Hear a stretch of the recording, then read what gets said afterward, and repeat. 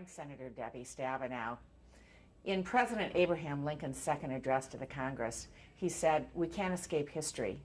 The fiery trial that lights our path will hold us in honor or dishonor to the next generation." Those words hold true today as we go through our own fiery trial. Watch the Michigan Experience on PBS and be inspired by what happened during the Civil War. Who has the best news? Who has the best public affairs? Who has the best science? Who has the best children's programming? Who has, I'm told, the best history? PBS. Sarah Edmonds.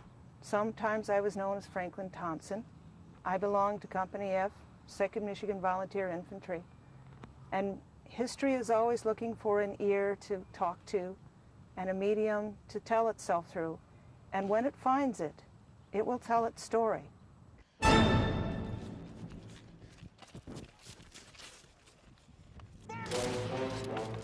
If you ever watch the end of a rifle, you will see a sheet of flame at least this long, if not longer, come out of every single barrel.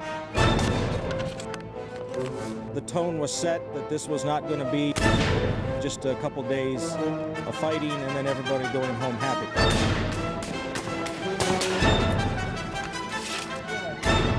Rode into the front of the brigade and said, "Come on, you Wolverines." The men followed me.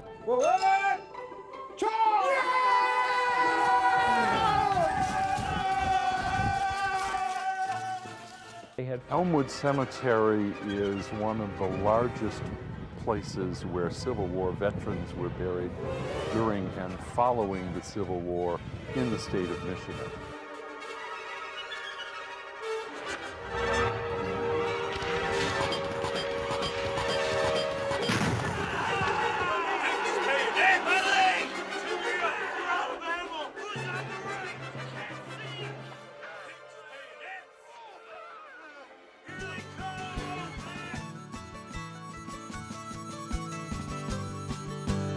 Realize that what you're fighting for is not territory. It is for what was called back then hearth and home. And you're fighting for the women, you're fighting for the children, you're fighting for your way of life on both sides. And so the tremendous contribution, I mentioned lumber. The lumbermen made a contribution. Obviously, agriculture made a contribution in providing food for the Union Army. Michigan's copper industry, which was #1 in the country, very important in turning out casings for munitions. There is no level, really, in which Michigan did not make a significant contribution. Once I was sold along with a herd of livestock for $100. And the last folks that bought me gave me my freedom.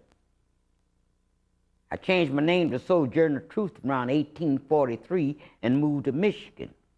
And as I can remember, that was close to 1850.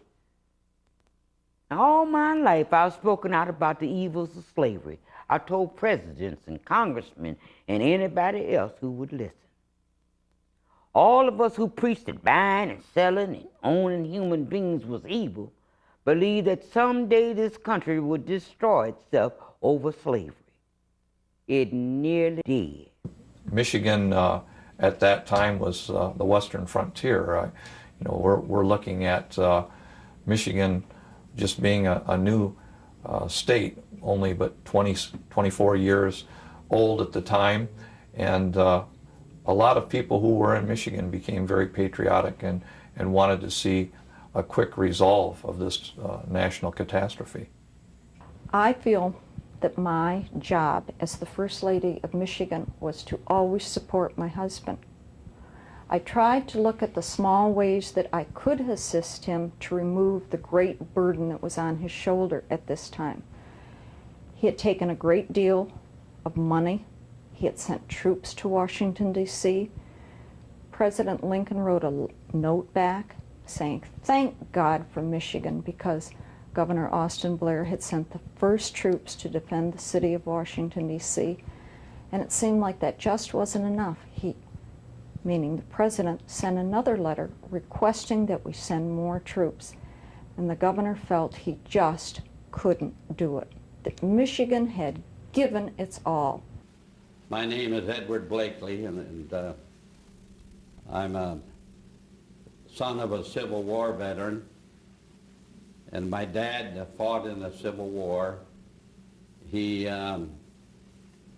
joined up with the 10th Michigan Cavalry. Well, it's significant that even before black soldiers were given equal pay in the war, they signed up and they went to war. And the 102nd from Michigan played an incredible contribution.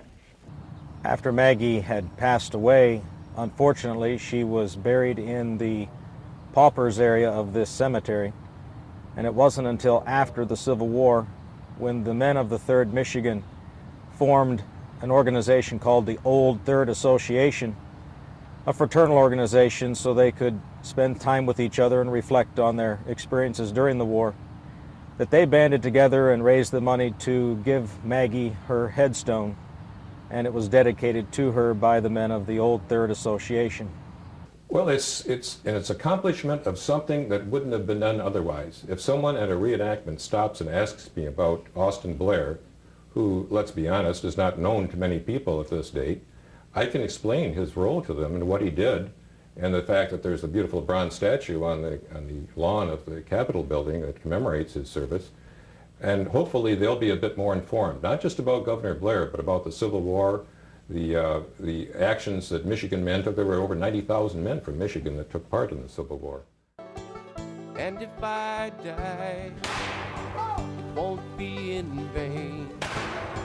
And maybe someday the sacrifice will give a vision to those left behind. And I don't know why, I just keep holding on, peace in my mind. Outside war rages on.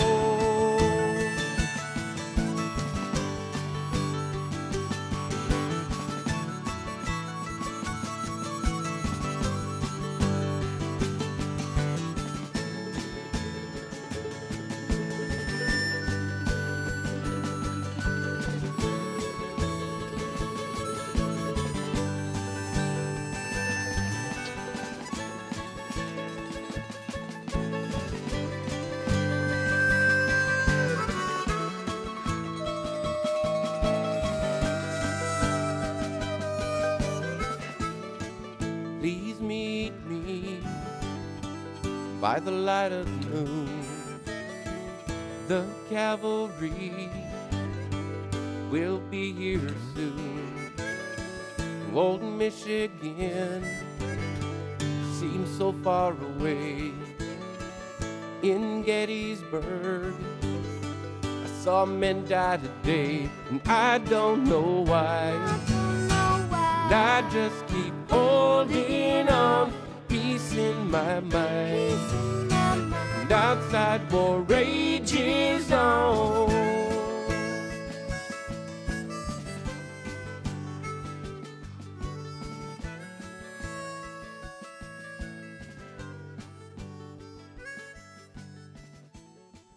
Thank God for Michigan.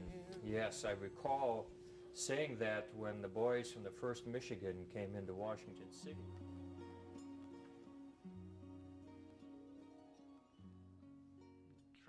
On this PBS station. You bet.